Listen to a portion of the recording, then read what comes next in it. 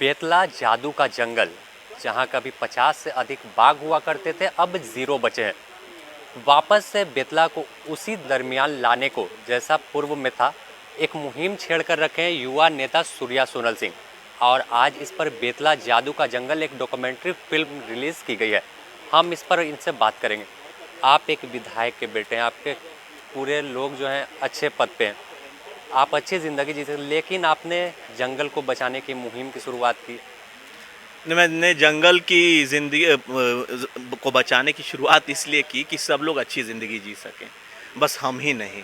और अगर जंगल बच जाता है तो मैं आपको बस इतना कहना चाहता हूँ, जितने युवा यहाँ पर हैं झारखंड के, वो एक इम्पैक्ट फील करेंगे, हेल्थ वाइज भी, वेल्थ वाइज भी, इकॉनमी भी बढ़ेगा और एक रिस्पेक्ट भी बढ़ेगा। तो ये लड़ाई सबके लिए है।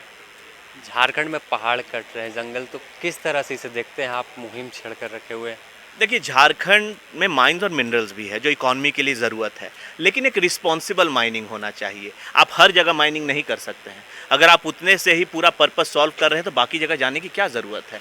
यहाँ पर ना एक ग्रीड हो गया है, हर जगह जहाँ है ले लो, फिर भविष्य क्या होगा। जैसा एक इन्वायरमेंटलिस्ट ने कहा था कि एक समय आएगा कि हमें साफ़ पीने का पानी नहीं मिलेगा।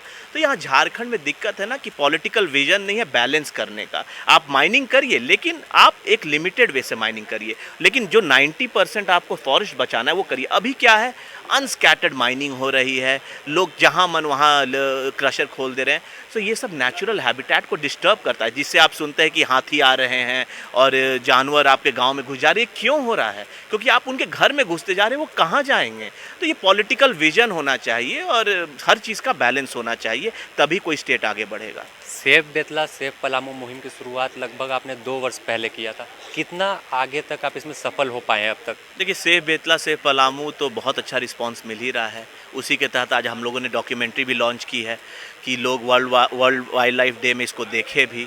तो बहुत अच्छा रिस्पांस मिल रहा है, लोग जुड़ रहे हैं, क्योंकि एक एक बहुत अलग डिपार्टमेंट है ये। आपको लैंड ऑफ फॉरेस्ट, झारखंड को क्या बोला जाता है, लैंड ऑफ फॉरेस्ट। तो ये झारखंड के सम्मान की लड़ाई है, झारखंड जो अर्थ है उसके ऊपर लड़ाई है। तो ऐसे मुहिम को साथ मिलना ही है, जिसको धरती माँ का आशीर्वाद है। उसी बेतला में पहले विदेशों से सैलानी आते थे, इसके लिए दोषी किसको मानते हैं?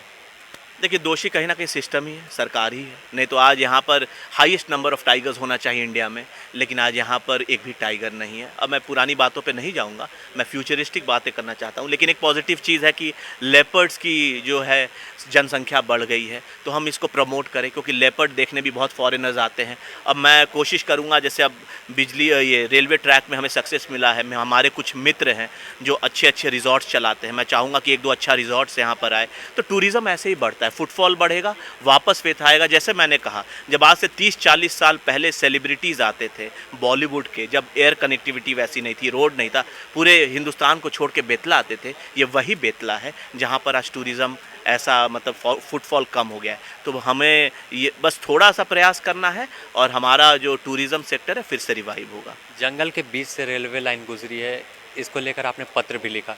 इसमें क्या कुछ जवाब उधर से आए या क्या कार्रवाई हो रही है? ने हमने पत्र लिखा सुप्रीम कोर्ट को, क्योंकि जब हमने देखा कि सरकार द्वारा उतना समर्थन नहीं मिल पा रहा है और टाल मटोल किया जा रहा है, तो हमने ये लड़ाई लड़ी, सुप्रीम कोर्ट के पैनल को दिया, हमने एनजीटी पैनल को दिया, हमने टाइगर अथॉरिटीज़ लोगों को लिख करके दिया, बहुत लोगों को मैंने अपने जितने मेरे कॉन्टैक्ट्स थे उनको दिया, फिर आशीष जी ने भी मदद की है।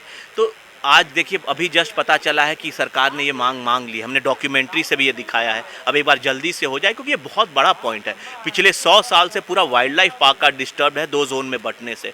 तो ये बहुत जल्द जो है हम लोगों को इस पर पॉजिटिव न्यूज़ तो मिली है, लेकिन अगर काम होना जब शुरू हो जाएगा तो it's a very big win for us. Betla से ही कुछ दूर आगे पलामू किला है, जो अब खंडर में लगभग तब्दील होने वाला है। अन्य जगह जब हम किला घूमने जाते हैं, राजस्थान या और जगह, तो काफ़ी सरकार ध्यान देती है। तो झारखंड में सभी जो धरोहर है वह बर्बाद होने के कगार पर, क्या इसके लिए भी आवाज़ बुलंद करेंगे आप? देखिए, ये सबसे बड़ी बात है कि रणथंभौर में जो किला है फॉरेस्ट के अंदर, उसको इतना ज़्यादा प्रायोरिटी मिलता है, जो अच्छी बात है। और हमारे पास वैसा ही एक किला है जो बद से बदतर स्थिति में है, तो मुझे पूरी उम्मीद है कि इस पे संज्ञान लिया जाएगा। देखिए, किला को तो बहुत डैमेज हो चुका है, लेकिन मुझे इतना उम्मीद है कि आने वाले समय में अगर उसको हम कंजर्व कर दें तो जो बचा खुचा भी है वो लोगों को अपने रिच कल्चर और अपने बैकग्राउंड के बारे में बताएगा। इन तमाम चीज़ों पर सरकार ध्यान देती है तो कितना फ़ायदा होगा वहाँ के स्थानीय लोगों को? बहुत ज़्यादा फ़ायदा होगा, एम्प्लॉयमेंट आएगा, नेचर बचेगा, झारखंड का स्वाभिमान वापस आएगा। तो ये मेरे ख्याल से इससे ज़्यादा और क्या मैं बोलूँ। तो सरकार को ध्यान देना ही चाहिए, क्योंकि झारखंड का अर्थ अगर सरकार समझ ले तो झारखंड के युवाओं का भविष्य बहुत आगे बढ़ जाएगा। तो आपने सुना, ये थे युवा नेता सूर्या सोनल सिंह, जो सेव बेतला सेव पलामू मुहिम की शुरुआत आज से 2 वर्ष पहले कर चुके हैं और इस मुहिम में काफ़ी सफलता मिल रही है। और इसी कड़ी में आज एक डॉक्यूमेंट्री फिल्म रिलीज़ की गई है। कहीं ना कहीं अगर जंगल बच गया और वहाँ पर पुराने जैसे हालात हो गए, बाघ आ गए, किले को बचा लिया गया, तो पर्यटन बढ़ेगा और उससे वहाँ के स्थानीय लोगों को रोजगार मिलेगा। फिलहाल द न्यूज़ पोस्ट में इतना ही। अपने सहयोगी संतोष कुमार के साथ Sameer, the news post, Ranchi.